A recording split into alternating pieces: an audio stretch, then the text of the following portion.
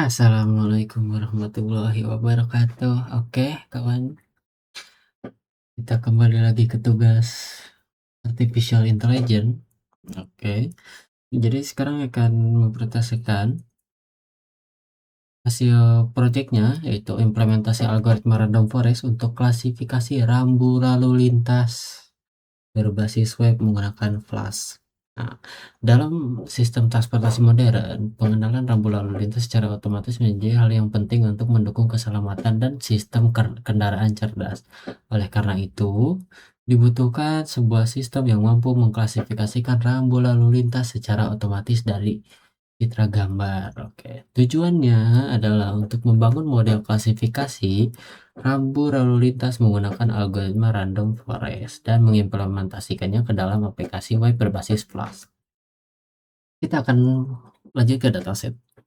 Datasetnya saya mendapatkan dari Kaggle, yaitu di GTSRB atau German Traffic Sign Recognition Benchmark, which is di downloadnya lebih gede ya. Even walau 8 tahun yang lalu banyak yang download juga, dan emang banyak jurnalnya juga yang sudah muncul gitu. Jadi ya lebih mudah lah untuk mengisi laporannya gitu. Oke, jadi ini tuh dia punya 43 kelas rambu lalu lintas, ada di folder training 0 sampai ke ya 43 gitu. Oke.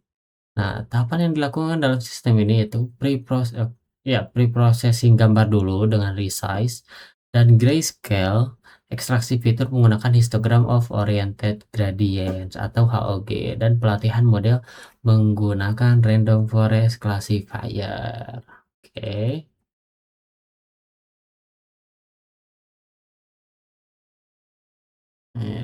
Bentar, salah di sini nih. Misalnya yang 7 nih. Ya, ini ya adalah pokoknya itu kan.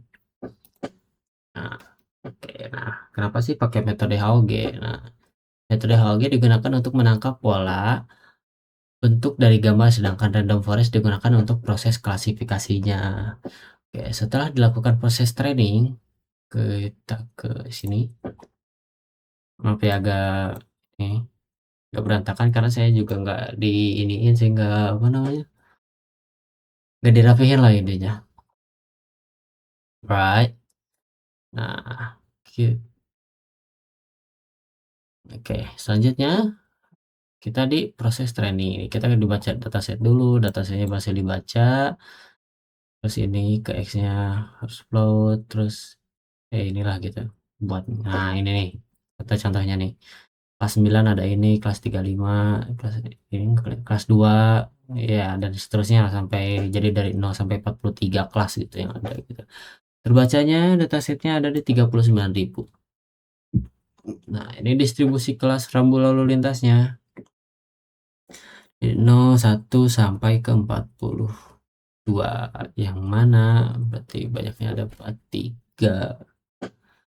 Oke, kita akan setelah dilakukan proses training di sebelah sini. Nah, ini modelnya dibuat training, prediksi. Nah, akurasi modelnya di 0,93. Nah, ini klasifikasi reportnya. Hasil evaluasi juga menunjukkan presisi dan recall yang cukup tinggi pada sebagian besar kelas. Meskipun terdapat sedikit kesalahan pada kelas yang memiliki bentuk rambu yang mirip. Nih akurasinya. Ini conversion matrixnya nih. Nih, ini ada di 21 nih yang tebal gitu, kayak hitam gitu. Dari 12, 13 itu. Sama di 38. Nah, dari conversion matrix terlihat bahwa sebagian besar prediksi berada pada diagonal utama, yang berarti model mampu melakukan klasifikasi dengan baik. Nah, oke, model yang sudah dilatih kemudian diimplementasikan ke dalam aplikasi web menggunakan Flash. Saya sudah ngeran tadi di sini. Kita open aja. Yuk, di sini. Oke. Nah, halaman pertamanya gini doang. Which is ya saya ya buat simpel aja lah, nggak terlalu dibuat ribet juga gitu kan. Nah, animasi yang kayak gitu nggak usah lah ya. Anyway, Nah, aplikasi ini tuh memiliki fitur upload gambar, ini yang terlihat sekarang. Nah, nanti ada pemrosesan otomatis menggunakan model random forest dan hasil prediksi ditampilkan secara real time. Kita coba misal, nih, kan ini dari tes nih, kita yang ini, analyze. Nah, itu tuh rancu ya, ini dia nggak tahu ada di 30 atau di 80. Tapi kalau menurut saya ini ada di 60, cuman garisnya ada coret gitu. Bisa kita coba gambar lain yang agak jelas deh. Nih, boleh nih segitiga nih. Yield. Saya nggak tahu. Saya nggak pernah ini lewat. Coba yang lain. Nah, ini nih, yang lebih jelas aja nih. 80, even confidence score-nya di 44. Namun dia ini benar gitu loh. Nah, oke. Jadi, kesimpulannya dari proyek ini adalah bahwa algoritma random forest dengan fitur HOG cukup efektif untuk klasifikasi rambu lalu lintas dengan akurasi yang cukup tinggi. Untuk pengembangan selanjutnya, model ini dapat ditingkatkan menggunakan deep learning seperti CNN agar lebih robust terhadap variasi gambar. Alright. Sebenarnya di ini bisa ditingkatin lagi ya kawan-kawan. Bentar. Di hasil bentar ya. Oh, ini HOG fitur visualisasinya. Kita agak ke atas kalau nggak salah. Saya lupa di sebelah mana. Di